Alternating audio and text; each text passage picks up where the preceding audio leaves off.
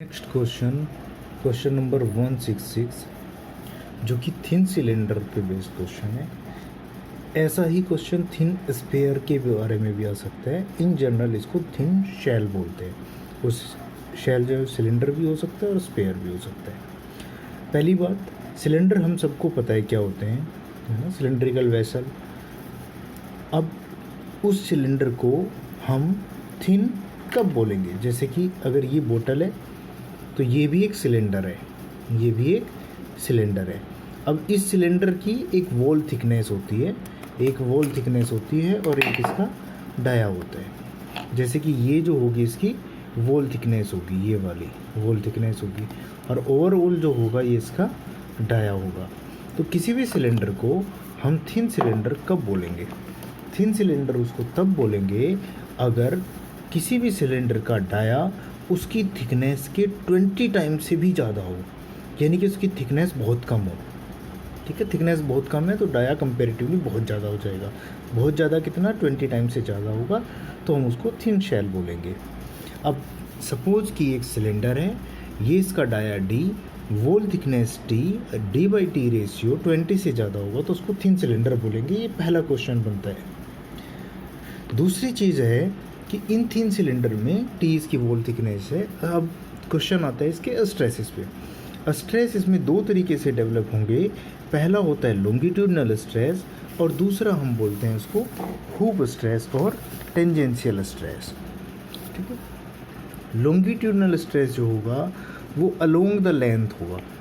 Along the length means कि अगर उस सिलेंडर को हम लेंथ वाइज काट देते हैं तो वो जो कटने वाली सरफेस होगी, उस सरफेस की, ये तो होलो सिलेंडर है तो जो वॉल थिकनेस है उसके जो बोन टूटेंगे, उन बोन जहाँ स्ट्रेस वहीं पे डेवलप होता है जहाँ पे जनरली बोन टूटने वाले होते हैं।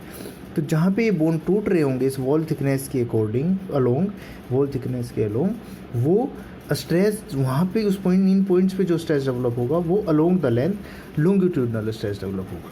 कभी कभी क्वेश्चन ये आ जाता है, कन्फ्यूज़न आ जाता है कि ये तो अलोंग पेरीफेरी है तो इसको तो पेरीफेरियल, टेंजेंशियल और हूप स्ट्रेस बोलना चाहिए, लेकिन नहीं।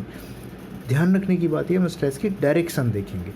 स्ट्रेस की डायरेक्शन अलोंग द लेंथ है, अलोंग द लेंथ है तो इसको हम लॉन्गिट्यूडनल स्ट्रेस बोलेंगे।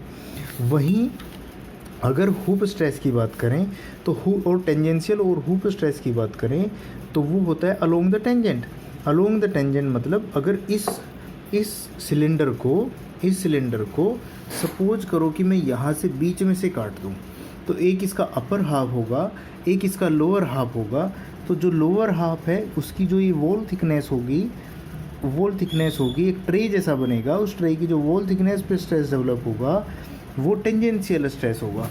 अब अगेन कन्फ्यूज़न ये आ सकता है कि ये तो अलोंग द लेंथ है तो इसको टेंजेंशियल क्यों बोल रहे हैं? बट अगेन हमें क्या देखनी है? स्ट्रेस की डायरेक्शन देखनी है। स्ट्रेस की डायरेक्शन जो होगी वो टेंजेंशियल डायरेक्शन में है। अगर मैंने इसको यहाँ से काटूंगा तो नीचे वाले पोर्शन पे जो स्ट्रेस होगा ऐसे ऊपर की साइड होगा, ऊपर वाले पोर्शन पे नीचे की साइड होगा, यानी कि इसकी टेंजेंस की डायरेक्शन में होता है। एग्जाम्पल आप लेके समझ सकते हो एक और, कि जैसे मान लो कि ये कोई सिलेंडर था, इस सिलेंडर को अगर यहाँ से काटेंगे तो ये जो सरफेस है जिनके बीच में वो बोन टूटेंगे वो अलोंग द लेंथ होगा तो इसको लॉन्गिट्यूडनल स्ट्रेस बोलेंगे। वहीं अगर इसको हम 20 से काट देते हैं, ऐसे 20 से काट देते हैं, लेट अस सपोज ये 20 से काट देते हैं तो ये जो दो पोर्शन होंगे, लोअर हाफ और अपर हाफ, तो इनकी जो सरफेस है, जो बॉन्ड जो टूटेंगे वो किधर टूटेंगे? उनकी डायरेक्शन जो होगी, बॉन्ड की जो डायरेक्शन होगी वो टेंजेंशियल डायरेक्शन में होगी, तो इसलिए हम इसको टेंजेंशियल स्ट्रेस बोलते हैं। ठीक है, ये एग्जांपल मैंने सॉलिड सिलेंडर का लिया, बाकी हम पढ़ रहे हैं होलो सिलेंडर। ठीक है, अब ओवरऑल हमें पता चल गया कि थिन सिलेंडर में थिन किसको बोलेंगे? उसकी dimension length L, diameter D, T wall thickness.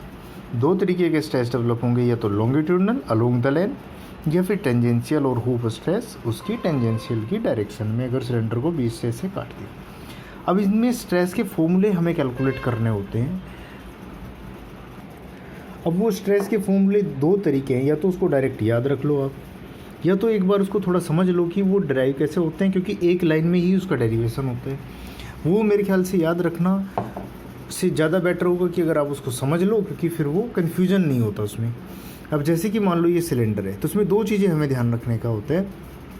एक सिलेंडर के अंदर प्रेशर होगा, ठीक है, ये तो खाली बोतल है, प्रेशराइज्ड नहीं है। कुछ सिलेंडर प्रेशराइज्ड होते हैं जिनको हम पढ़ रहे हैं। तो अगर वो अंदर से प्रेशराइज्ड होंगे तो उन प्रेशराइज्ड होने की वजह से इस सिलेंडर पे दो तरीके के फोर्स लगेंगे। एक तो वो कि प्रेशर बढ़ने की वजह से ये सिलेंडर इस और इस डायरेक्शन में एक्सपैंड होने की कोशिश करेगा अलोंग द लेंथ। उस इफेक्ट की वजह से इसमें लॉन्गिट्यूडनल स्ट्रेस आएगा, और जब ये फटेगा तो वो इस लेंथ, इस क्रॉस सेक्शन के अकॉर्डिंग फटेगा। आधा इधर हो जाएगा और आधा इधर हो जाएगा, जैसे कि लॉन्गिट्यूडनल स्ट्रेस में होता था। ऐसे ये सिलेंडर जब फटेगा तो आधा इधर और इसमें लॉन्गिट्यूडनल स्ट्रेस डेवलप हो जाएगा। ध्यान ये रखना है कि फटा किसकी वजह से, प्रेशर की वजह से। तो इसमें जब प्रेशर डेवलप हुआ, प्रेशर की वजह से इसमें प्रेशर की वजह से स्ट्रेस डेवलप होंगे। जब वो स्ट्रेस इस मटेरियल की लिमिट से ज़्यादा बढ़ जाएगा तब ये फट जाएगा। ठीक इसी तरीके से जैसे जैसे प्रेशर बढ़ता जाएगा, चांसेस हैं कि ये यहाँ से ना फट के ऐसे दो टुकड़ों में फट जाए, आधा सिलेंडर नीचे रह जाए, आधा सिलेंडर नीचे रह जाए और आधा सिलेंडर ऊपर चला जाए। तो अगर ये इस डायरेक्शन में फटेगा, ये इस डायरेक्शन में फटेगा, तो आधा सिलेंडर ऊपर आएगा, आधा सिलेंडर नीचे रहेगा, लाइक दिस। इस वाले केस में अगर ये वाला केस होगा तो इस केस में इसके हुप स्ट्रेस डेवलप होंगे। अब इनके फॉर्मूले कैलकुलेट करने का सिंपल सा तरीका है, फोर्स बैलेंस करना है। फोर्स अगर हम देखें तो प्रेशर और स्ट्रेस, प्रेशर होता है force per unit area, stress भी फोर्स पर यूनिट एरिया होता है। लेकिन फ़र्क इतना है कि प्रेशर एक्सटर्नली अप्लाई होता है। जैसे कि मान लो ये सिलेंडर है, इसमें हम प्रेशराइज्ड गैस भर देते हैं तो इसमें प्रेशर उसकी वजह से होगा। स्ट्रेस क्या होता है, मटेरियल के अंदर डेवलप होगा। प्रेशर तो बोतल के अंदर है, लेकिन स्ट्रेस जो होगा मटेरियल के अंदर होगा। मटेरियल मतलब इसकी वॉल थिकनेस के अंदर होगा। उस प्रेशर की वजह से जो इसमें की डायमेंशन में चेंज होने की कोशिश करेगा, एक्सपैंड होने की कोशिश करेगा, उसकी वजह से स्ट्रेस डेवलप होता है।